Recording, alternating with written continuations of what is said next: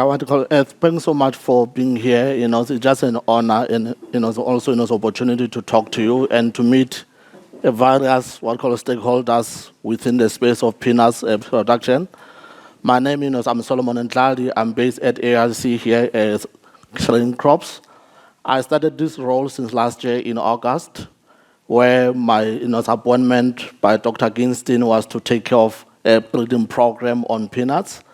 So, I'll just share with you based on what Dr. Renesh already alluded about the deployment of molecular markers in resolving some of our issues, because there have been a lot of concern and insight from industry with regard to the mix-up of seeds.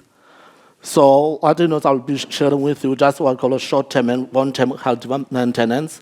How do we use that information from Sengen to what I call streamline our breeding programs and also to minimize some of these what I call any issues that they come from an industry and make sure we support and supply industry with a pure seed of good quality.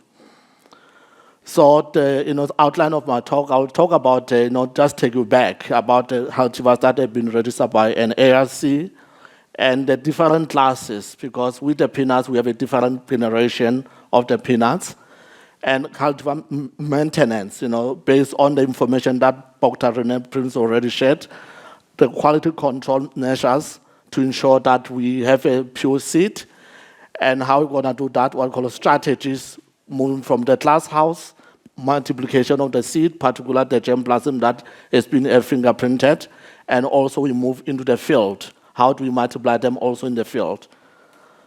So to just give you a background about those who don't know much about an ARC, what we call groundnut, these are the varieties that have been what we call registered by an ARC since the breeding program started. And one of the men is there in the house, Dr. Andrea. He was involved much in development of these cultivars. And with the what called recent one, they were developed they were registered in 2015, and Celiblas and Aquablas. So where I stated the current status, some of them, they've already lost their licensing, because when we develop a cultivar, it has certain lifespan where the breeder have what called rights. They call it what called plant breeders' rights. And also the current status, which I indicate on terms of production, commercialized is the one that they are still intensively what called planted in the market, and the one that they're not commercialized, the one that farmers, they don't really what call plant for the various what call reasons, might be disease, might be a yield, or what call split when they what call grade them. So to just take you back about what we talk about with regard to peanuts, in the breeding, we have a germplasm seed, which is an original seed of the cultivar. When, as a breeder, I develop a new cultivar, the seed that I use to develop that new cultivar and I keep myself is what I call a germplasm seed. And the nuclear seed is a seed which we use a breeder seed, a germplasm seed to develop what I call a nuclear seed. It's just one step before we get to a breeder seed, which we sell to industry. And the breeder seed is the one that we produce from the nuclear seed, and this is sold to industry, and where at the moment, an ARC have collaboration with industry where the production of the breeder seed is done on contract by the what call seed companies, and we produce this seed on the large quantities. And for instance, in 2021, last growing period, we managed to we sell this seed of the breeder seed 25 kgs.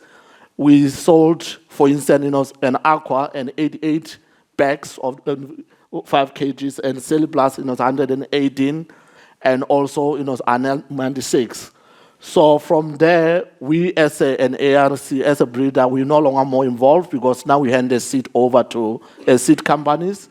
The seed companies also have their own generation from pre-base 1 to certified seed, where they give to the farmers for commercial production. So that is the whole life cycle of the breeder from when we have a new cultivar until it got into the market.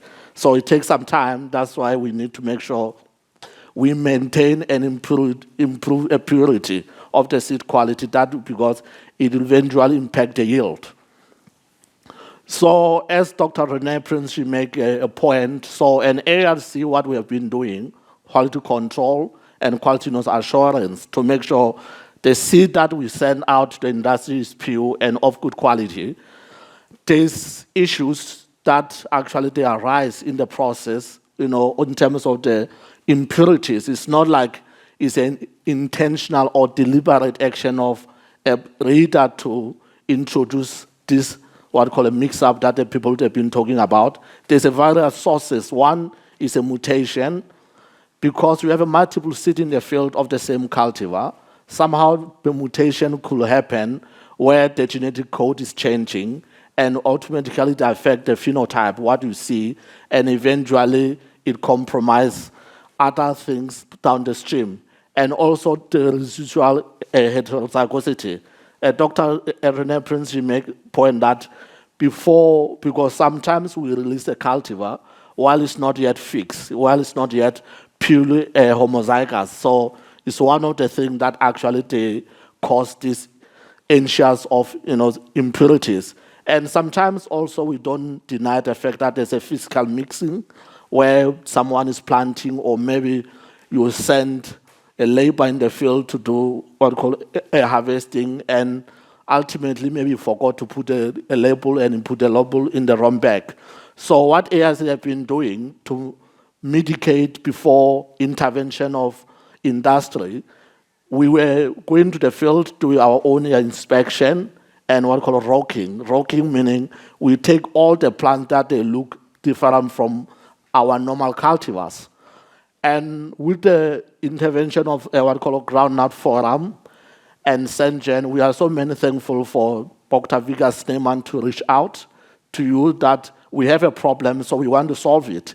So with collaboration of these two, and entities, the strategy was that how do we check our variety in terms of the purity? And so when we look, I just give an example which Dr. Renee Prince already made a point. When we look at the Anel and Aquablast, we see based on the this and allele pattern, Anel show uniform pattern as compared, an Aquablast. So that is indication that the molecular markers become very important, because sometimes you can't differentiate the cultivars in the field by just looking at the eye, because most of us, we don't have that skill.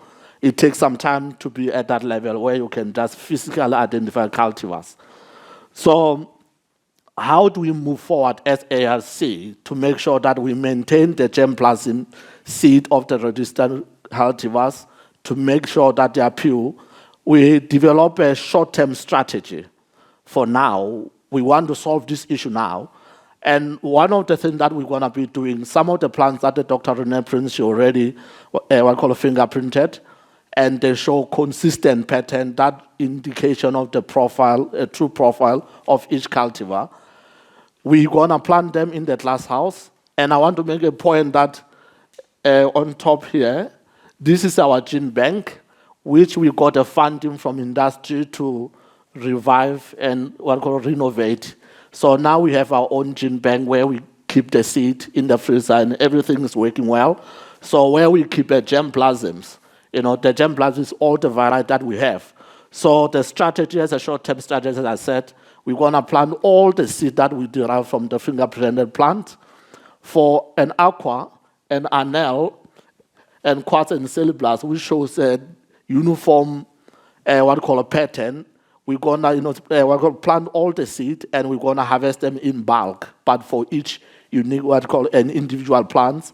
However, with regard to an aquablast, as Dr. Renee Prince already made this point, we're gonna plant the same seed that we got, and we're gonna plant additional seed in the glass house. And also I must make a point that this greenhouse was also what called renovated early this year by the funding from industry, and we are so thankful. So now we can utilize this facility to speed up our work. So in this case, with regard to an aquablast, we're gonna be planting additional seed, and we're gonna send some of the seed to Dr. Renee Prince. And one of the issues that also we have to be sure of, that make sure that we label our plant very carefully so we can trace back what we have done. And also, we're going to fingerprint other existing cultivars, like tufa and so on, because we have other cultivar that we never pay attention to. But in the light of this, there's a need to what we call a fingerprint more of these cultivars. So on the long-term strategy, what's going to happen after we solve the problem now? What's the future hold for us? We are planning that we're going to, for each germplasm that we'll be maintaining in our germplasm room, make sure that we multiply it on the yearly basis. Therefore, we make sure, and also we're going to use the molecular marker periodically to check if the purity is still there in our material, but we'll keep a high standard, in the light of what already been shared. And also, as I said, on the long-term strategy, because there will be new cultivars that are coming in the market that we are busy now in the process of what we call registering them. We're going to fingerprint every plant that it shows some potential. So as a short and the long-term strategy, that is how we move forward. So it's not just one exercise once off, but we have a plan as we move forward.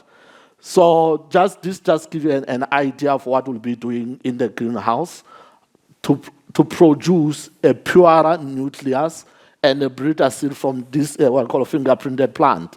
Because ultimately we want to make sure from this source we supply industry with a pure breeder seed based on what Dr. Renee has already done. So for this phase one in 2022, we'll be planting these canals that we got from our fingerprinted plants in that last house. Yeah, what we call 50 canals, and we expect, because we don't always in the what we call a glass house to expect a lot of seeds. And we're going to take this, what we call a germplasm seed, which have been fingerprinted, and multiply it under irrigation. And we're going to plant those, what we call 600 seeds, and we expect to get about what we call 15,000, what we call seed, more, what we call the less. And we're going to take them, that nuclear seed, to produce a breeder seed. And this breeder seed is the one which most likely is going to be pure, because we'll be following the protocols that we'll be developing. This is what we're going to do using the what we call a fingerprinted plant.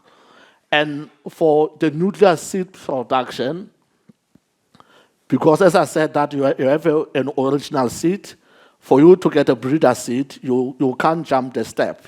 You have to go back to a nuclear seed. For the nuclear seed production, which we want to produce a pure nuclear seed this year, we're going to plant all existing germplasm seed. Some of them Dr. Renee, she gave back to us, so we're going to take them straight into the field also. And also existing nuclear seed which we have not what called fingerprinted. And some of the seeds that will be coming from the leftover of the fingerprinted plant that we have done, we're going to plant them in the field and use them as control checks, because those lines we know that they are pure. So when we do a rocking, then we're going to use that. And also, we're going to include tufa. Even though tufa we have not done any what called fingerprinting, so tufa will be part of the new, because it's one of the cultivar that people they are also now planting on the large scale.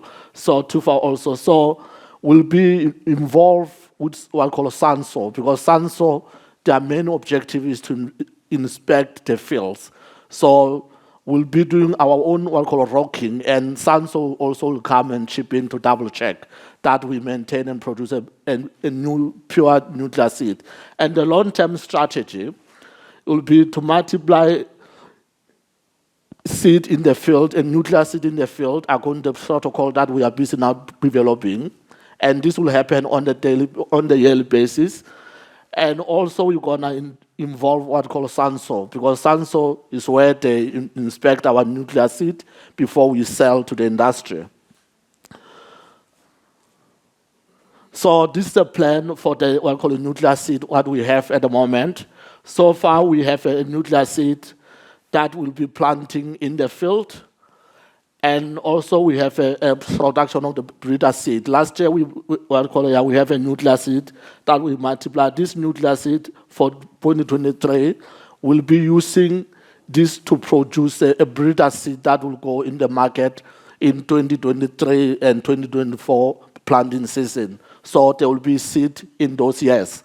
And also, I can assure you for 2022, we'll have a breeder seed available of Sally Plus and Anel. So people must not be anxious about what will happen now since you start from the scratch. The seed is available. So long-term strategy for the production of the breeder seed, as I said, that the germplasm seed we're going to be multiplying under irrigation, because once we have more, now we start from the smaller scale. And we estimate that if we planted the 250 kernels, we're going to get about the 3,000 kernels. And those kernels that we obtain from germplasm, we're going to use them to produce a nuclear seed, as I said, and the nuclear seed will use to produce a breeder seed. At the moment, the breeders, the seed company, they advise that they are looking at about 30 kilograms of the breeder seed for each cultivar.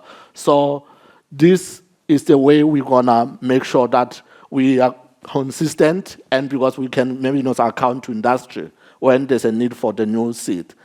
So in conclusion, what I've done, so what I just shared with you, that the main objective of this breeder seed is to make sure we deliver purer breeder seed to industry. And as I mentioned, also make a point that we want to optimize the seed multiplication program, where we're going to start to incorporate molecular markers, and also we'll take what call responsibility to take care of our fields. And also we'll be partnering with the industry, because industry at the moment, we work with them on contract basis. They're helping us with the cleaning of the seed. And most importantly, a groundnut forum, because they are like our watchdogs. So you need check as a breeder time to time. So we also be working together with Oil and Seed Development Trust. Hopefully we can get what we call a funding as we prove ourselves that we can deliver a good seed. And some of other what we call role players, that are the one that they are buying seed from us. So I just want to acknowledge Dr. Kingston and the groundnut team and industry for this. And thanks so much for listening.